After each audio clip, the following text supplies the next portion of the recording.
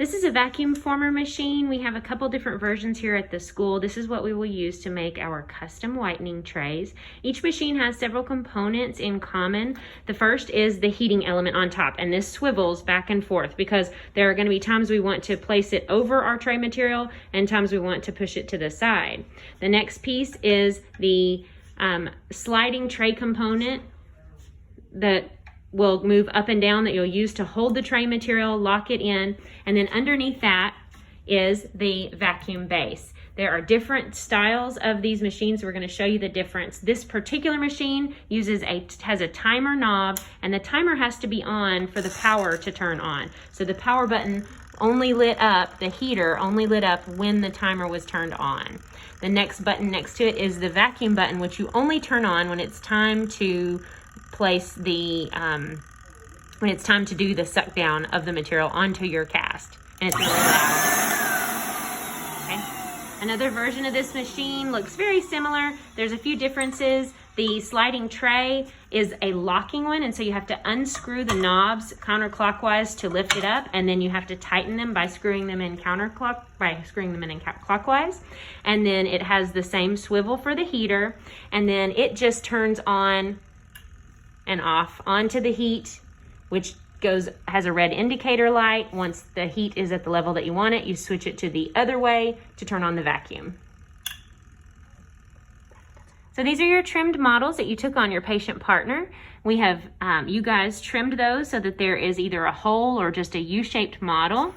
What you're going to do is you're going to make pencil or pen marks scalloping around the gum line of the teeth. You want to go at about a millimeter below the gingival margin. Please excuse my dirty hands. It's from that machine that I picked up.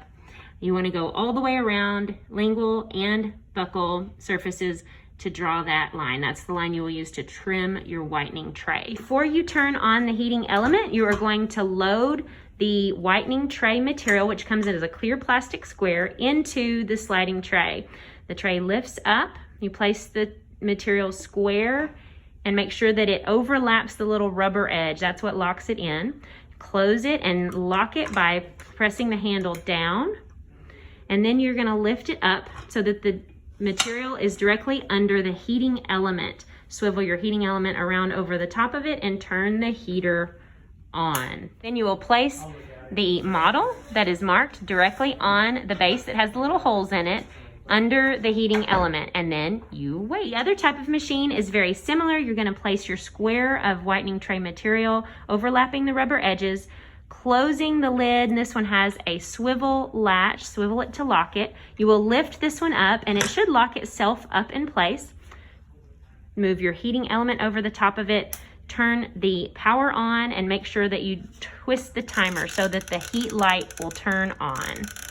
It doesn't matter what time you set. You'll be watching it to see when the tray is ready. Then you place your model on the vacuum base so that you are ready, and wait until you see the tray material begin to droop. You should see the material drooping below the sliding tray about 1 inch. The material is beginning to droop. You can see it looking like a little bit of a bubble. As soon as you see that first bulge, keep a close eye on it, because once it starts to droop, it starts moving really quickly. When you see it droop about a 1/2 inch to 1 inch, you are ready to do the suck down. And so she will turn the vacuum on, unlock the sliding tray.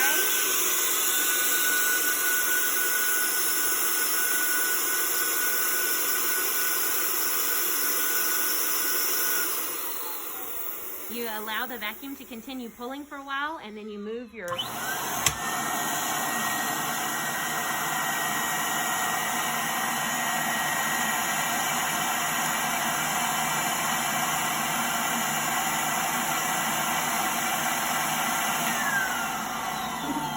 After you press the material down, you allow the vacuum to continue pulling so that it's pulling the material down around the teeth, and you move the heating element out of the way just so that you don't burn yourself. And you could see on our second one that it had drooped quite a bit. So that tray is probably going to be a little bit thin with more wrinkles in it because it had melted a little too much, whereas this one we probably did just right. Once the material has cooled down, you're going to release the latch on the sliding What did I call that earlier? The sliding what? I don't remember. Tray, the sliding tray. And then you will pull up the impression material. It'll have little dimples in it where it went into the vacuum holes, and it should be perfectly adapted to the model. For your armamentarium to trim your custom whitening trays, you will need a large pair of scissors, a small pointed pair of curved scissors that are usually in your kit, a wet paper towel, your 2 casts with the adapted whitening tray material, and you may need an alcohol torch. You won't come get your alcohol torch until you know whether you need it or not, because we only have about 8 for the entire class. The first step is to use the large scissors to remove the bulk excess tray material from around the cast.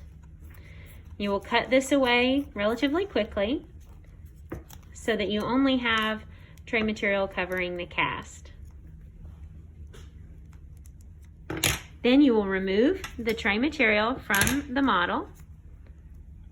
It's okay if the material flips inside out, but just quickly turn it back right side in. Sometimes you haven't removed enough of the tray material from around the cast to pull it off, so you may have to cut a little more. And you just peel it off. It's rubbery and flexible. You can see how it turns inside out like an umbrella. That's okay, and you're gonna flip it back right side up. So you should be able to see very clear, detailed anatomy of the teeth in this whitening tray. If you do not see it, there are 2 possible reasons. If the tray appears to be, the cusp tips and the grooves appear to be kind of flat or ill-defined, it may be that your model was wet when you did the heated suck down, and so that prevented the material from adapting into the deep grooves of the teeth.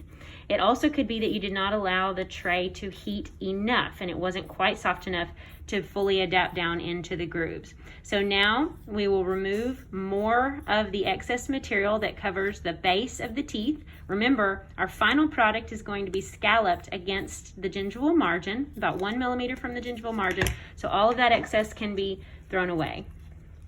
You'll then take your small pointed scissors and you'll begin trimming around the gingival margins. You're trying to get it exactly to the line that you marked on your cast. If you're not sure, you'll need to stop and put it back on the model to evaluate your cuts.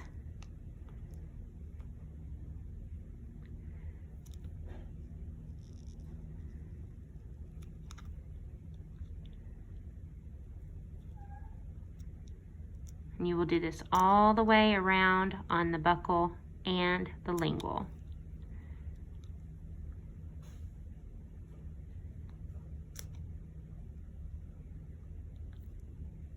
We'll light our alcohol torch. We're going to use heat to help mold the material back up against the tooth. Remember, we used heat to soften the material before we used the suck down machine in the first place. So we're going to heat up using the tip. When you squeeze these alcohol torches, it blows a little puff of air, and so it aims the flame where you want it.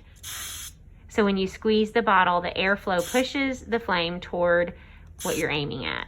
So she's going to aim the flame at the area that's not well adapted onto the teeth to heat the tray material, and then use a wet paper towel to put pressure and press it into the cast to help it adapt to the teeth.